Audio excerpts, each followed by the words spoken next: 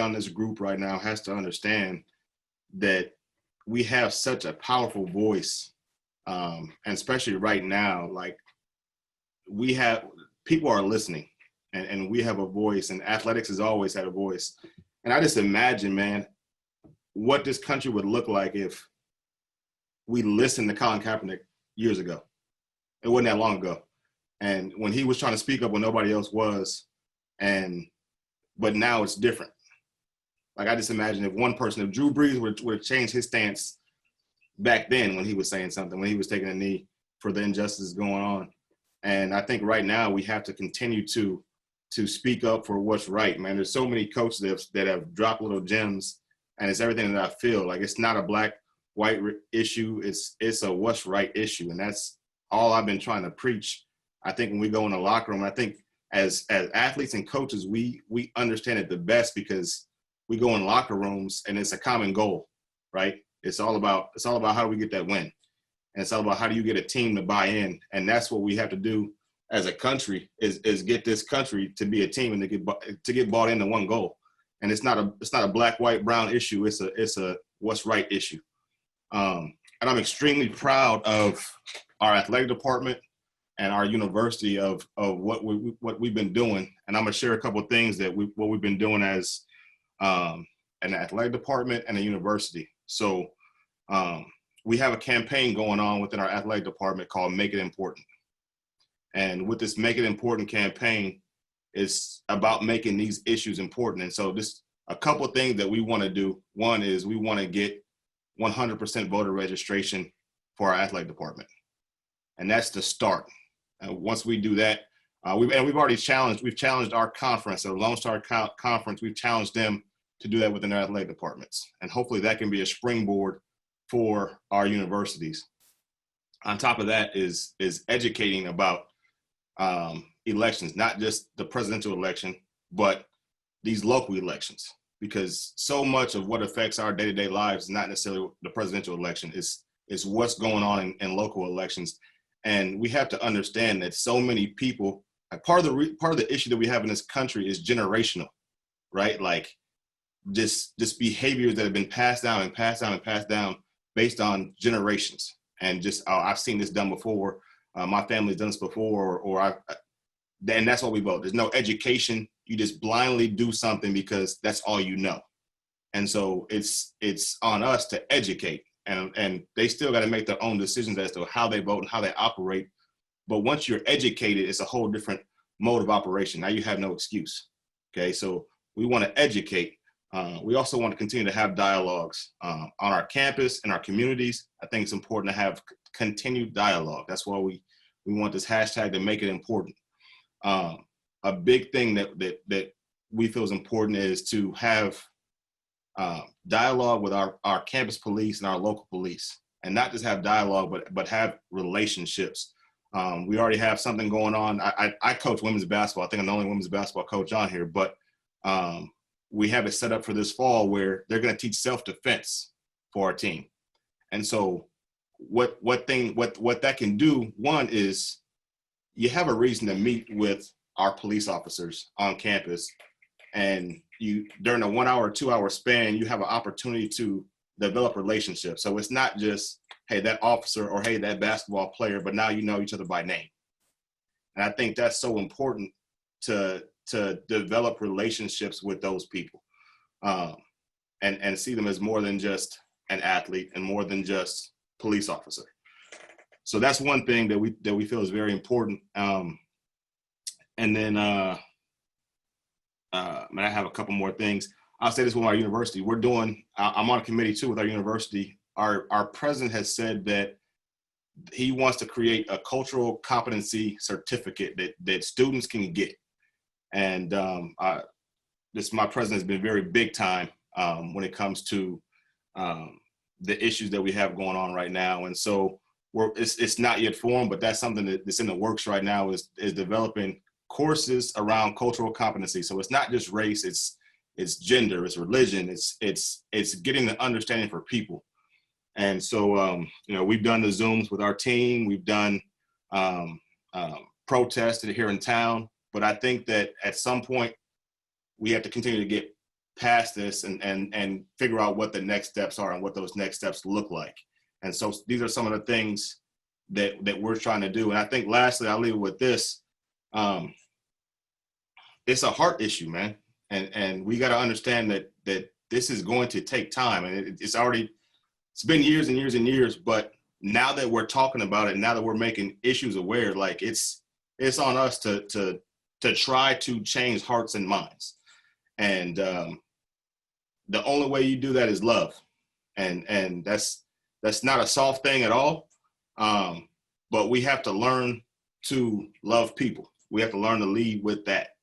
And so that's our mission right now as a basketball team, as an athletic department, as a university, is to do these things. So appreciate you guys. I think the conversations that we've been having have been good. I think, like a lot of us believe they should have started a long time ago. And I'm different than you guys. I'm a skills trainer, and I'm on the media platform also. And I've tried to use my media platform to not only educate people who follow me, but also educate myself. I have the blessing of talking to, whether it's my old teammates or whether it's coaches, I have the blessing of talking to a Black person every day. And what I've come to find out is not every white person does that. And in basketball, I think that we really understand, or we try to understand, like, that we're one community. But outside of basketball, I've really been educated on that it's just very different. And so I've tried to use my platform to I had two of my teammates on, who are my two of my best friends. I'm in their weddings and stuff like that. And I saw racist things happen while in college. I've heard the N-word used towards them. I've seen physical altercations centered around racism. And the weirdest part of it all, and we talk about it, is that those are the same classmates that were up in the stands cheering for us. And it was just really weird, kind of concept. And we went back and we talked about it, and we talked about it on my IG Live, and just some of the comments that were made were just kind of disheartening. But then also there was a lot of comments made that were great. And so, I'm trying to use my platform best I can. And, I have a lot of coaches I respect. One of them is I think he's on this call, Darius Nichols. And I think this sums it up to me. The conversations just have to keep continuing. People have to be prepared to have tough conversations with the people they love. And that's true. And I just hope the conversations don't start or don't stop. I have two godchildren who asked me to be their godchildren. I've trained them for 8 years, asked me to be their godfather 4 years ago. They're two Black males. And I hope that I can change. I've never driven and had a cop behind me and had anything to worry about. I just haven't. And I know a lot of my friends, I know a lot of the people I train have.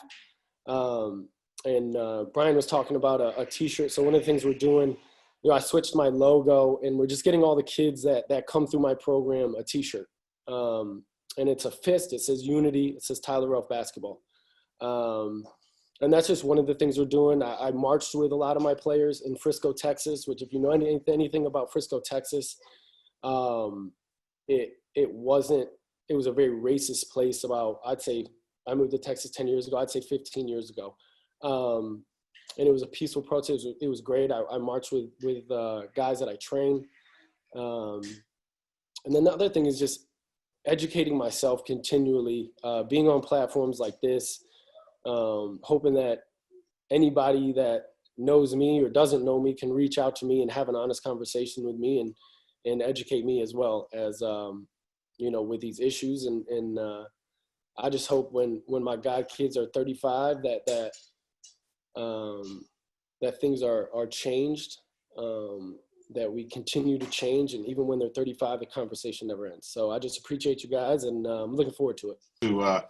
Man, I know this is long, probably longer than we all thought, but this is one of the most powerful and impactful things I've been a part of. And I hope that, I know it's going to go on YouTube, and maybe break it up in 2 parts on YouTube and do the first part and then the interview type questions second. But man, we got to spread this and this is the stuff that is needed. I know everybody wasn't on here, but this has got to be spread and it's got to be talked about. B, I'm glad you paired me with Tyler, man. It's funny. I've been knowing him. The good thing is you don't have to play one-on-one and try to stay in front of him, because that's not possible. Hey, I'm better now than I was back when I played in college. Yeah. Oh, yeah. We all see it. I knew Tyler before Tyler blew up, and me and Tyler went to J. Cole concert randomly. That's crazy. So I've been knowing Tyler for forever. But my question to you, Tyler, is I think one of the hardest things that we as humans we face is that change, right? Like, we do it as coaches. Like, you got players that come in your habit or your program that have bad habits, and you're trying to break these bad habits. I'm sure you as a trainer, you get that all the time, that, man, you're trying to get players to do something a certain way, and they're resistant to it. And I think that's a lot of what's going on in this country right now, is that there's a resistance to change, or there's a need. They feel like, I've been doing it this way all my life, I don't need to change. Like, we've all experienced that. And, and then you also see this factor where there's a desire to change from some people, but they're afraid of how that change is going to be perceived by the people around them. I had a guy I mentored that used to go to school here that didn't play basketball, but I just mentored him, and he's now a professional in college athletics. That he's been very vocal and outspoken about what's going on in the country right now. He's a Russian, white guy's Russian, but on Twitter, he's got some feedback on some, go back to Russia. We don't need you here. So there's that. And I think people see that and they're like, man, they're afraid to speak up. I remember myself being afraid to speak up 4 years ago with the Colin Kaepernick stuff, just because of what I think Goebel just talked about it. Like, the people that have influence on my career, how they might perceive me, especially being a black coach that's outspoken. And I thought about my job. And so my question to you, and this is a long-winded phrase, as you're yourself and other white coaches, how can we affect, like, this generational curse of racism? How can we affect this change? Because it's going to be a long process, right? But what are some things that we can do, and that specifically, white coaches can do to help with this change? Well, I think the biggest thing, if you go back to, like, when we talk about skills, like, the biggest thing I say is if you're uncomfortable, you're going to get better. If you're comfortable doing what you do, like, you're not going to get better. You'll stay where you are, but you're not going to get better. And I think that's where we were as of 2 months ago. I think we were comfortable as a culture where we were. I think we were comfortable not to talk about Colin Kaepernick. I think we were comfortable, just letting it just brush it under the rug. And I think the biggest thing as white coaches or white trainers or whatever, you want to say is, like, we got to be okay with being uncomfortable. We can act like, I've asked some of my closest friends some of the most uncomfortable questions, because I don't want to be out here and be unknowledgeable about anything. And I, like, Coach Wilson, and I mean, the knowledge he has is just, it's insane. And coming into this call, I've asked a lot of people my age, but I'm going to reach out to Coach Wilson because I want to hear what he has to say. That interests me. That to me is more educational, because Coach Wilson's been through more than anybody on this phone call.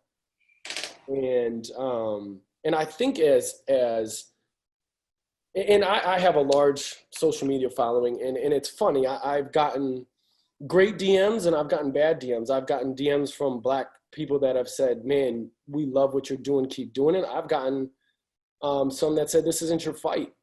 And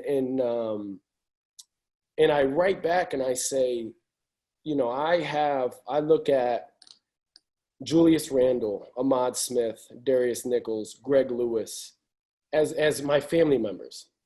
I'm closer with them than some of my family members. So it is my fight, and it's always going to be my fight. And I think as white people, we need to understand that the fight will never end. We need to push for, you know, systematic, you know, equality. I run a free camp in Rochester, New York, and I don't know if you guys know anything about Rochester, but it's one of the worst city schools in the United States. And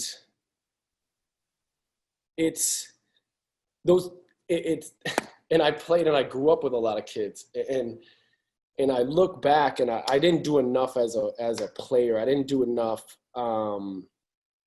for those guys. And one of the reasons I go back and do it is because of that. But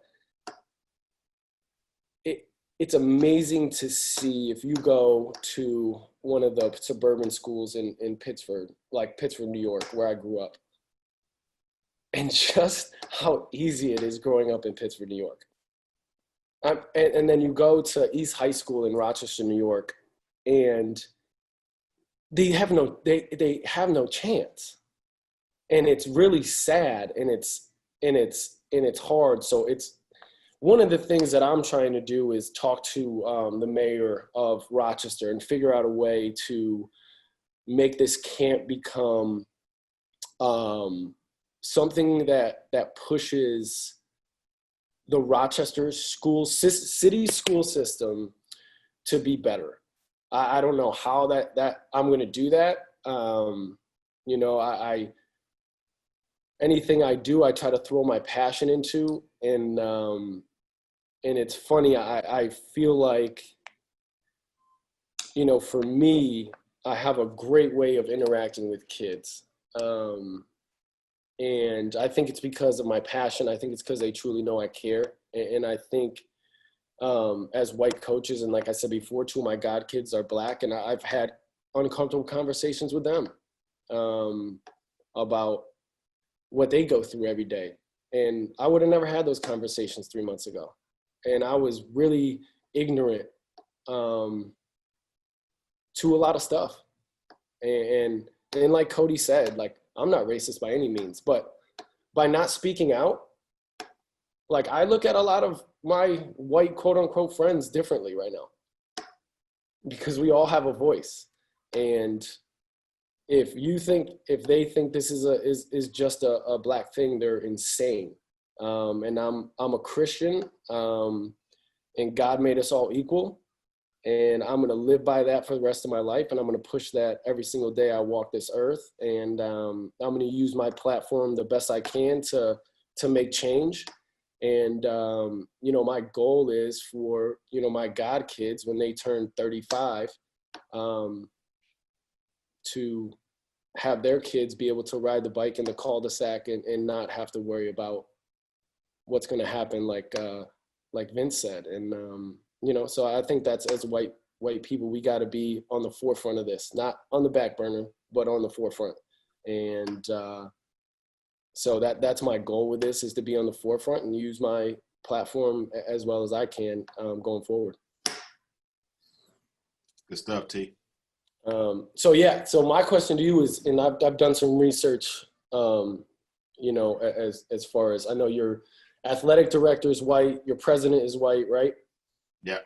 Okay. So my question is, and I've had this conversation for probably 4 or 5 years with a lot of my friends, but going into an interview, and I know it was 7 years ago, and knowing the inequality of the coaching system and walking into that AD's office, right, and knowing maybe the president is white, and a lot of, that's what a lot of it is out here in Division I, Division II. and a lot of the decision makers or donors being white. How did you approach that interview?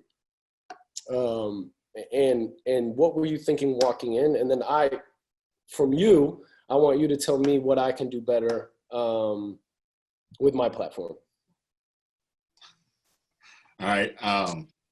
So I guess I'm going to start with, I'm fortunate from the stance that I'm a Black man that was born in Flint, Michigan. So you know anything about Flint? Flint is grimy. It's not the easiest place to live. It's predominantly Black.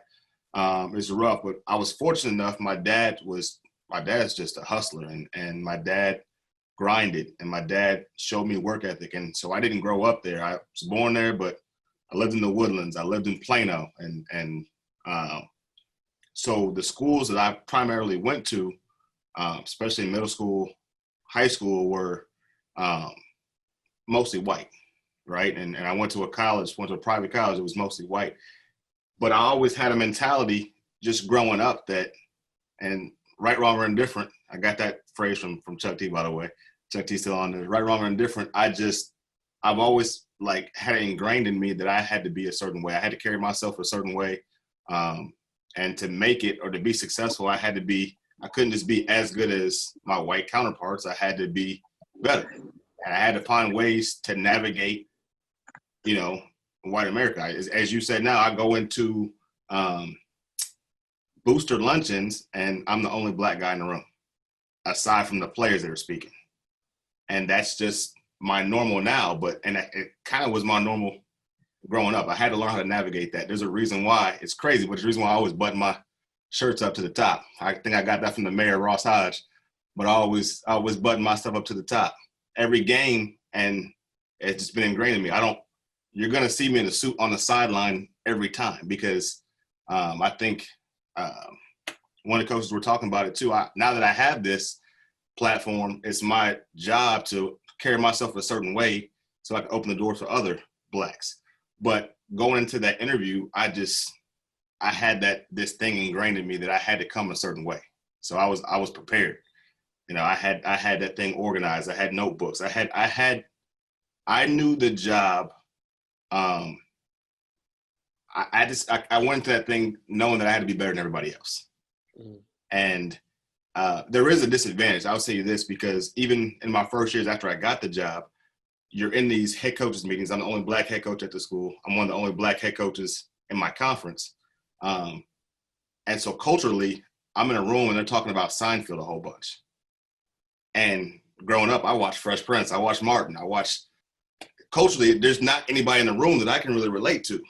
And so that's one aspect where I felt like you can't always relate to everything that's going on in the room. But I had to make sure that I was so on point with all my stuff, that I was so organized, that they believed in my vision and how I could help them be successful. I learned to flip it and how I can help them to be successful, how this university can look good because of me. It's crazy that we have to have that mindset. And I think that that's probably the mindset of most of the coaches that are on this call, is that you have to carry yourself a certain way. But honestly, to even get in that room, that's probably the toughest thing, is how do you, as Black coaches, how do you get in that room and have the opportunity to have that conversation with the president and the AD?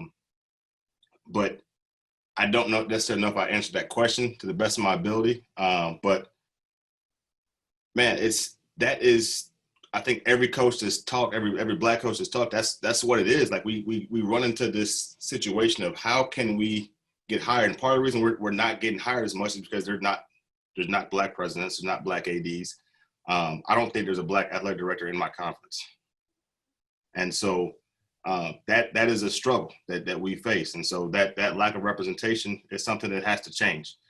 And I will say this: part of that is just because of, I think we're so comfortable with the people that are around us.